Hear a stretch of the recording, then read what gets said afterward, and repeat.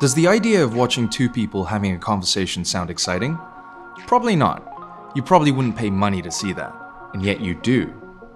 All the time. Because ultimately that's what every movie and TV show boils down to. Over and over again. Two people having a conversation.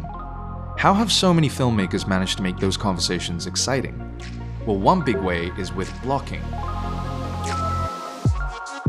Blocking is the precise staging of actors in a performance. In terms of cinema, it's where you place your actors in the frame. There are three visual elements a filmmaker should think about when blocking a scene. Space, shapes, lines. By considering these components, you'll be able to block a scene between any subjects in a visually dynamic way that is loaded with subtext. First up, space. This scene opens with a boy playing in the snow.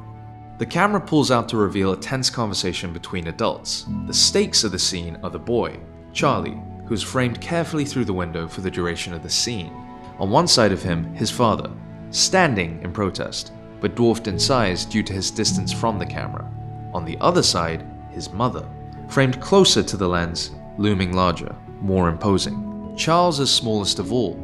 Take note of the way visual contrast is created in the space to portray tension and importance. Next up is shapes.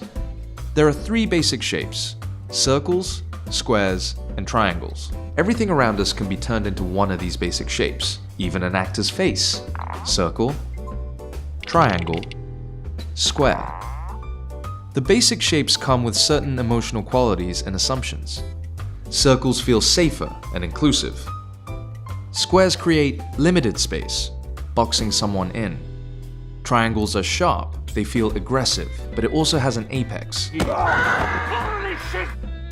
Let's watch this scene from Guardians of the Galaxy. James Gunn carefully framed his subjects to form a triangle pointing to Groot. The moment is played for a joke. The conversation happens, while important action is staged behind it. You definitely need to get that last. When you're looking through your frame, identify the basic shapes and bear in mind the emotional connotations of each and where they direct the viewer's eye. We've covered shapes, and shapes are formed by lines.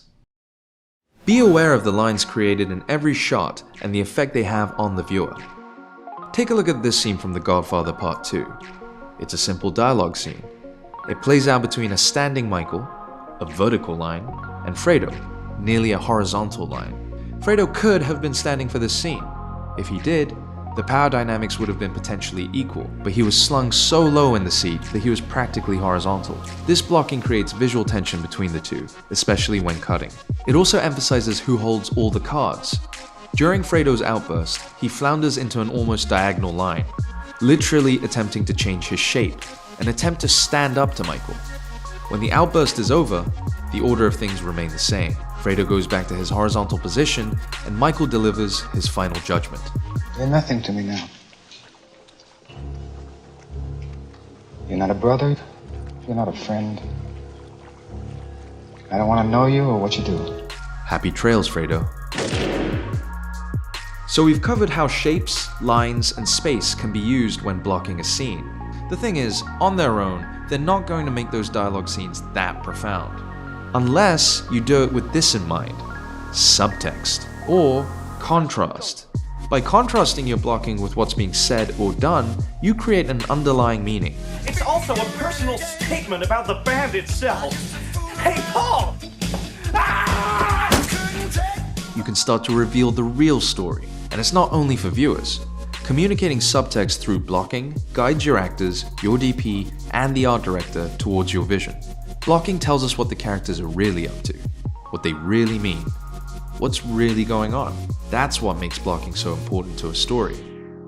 A good way to plan your blocking is with a storyboard. Think about what the characters are saying in the script, and then incorporate that into your blocking with storyboard software like Studio Binder. And the next time you're having a conversation in real life, pay attention to the way you stand, or sit, or move, or lie down like Fredo. You might be surprised. See you in the next video.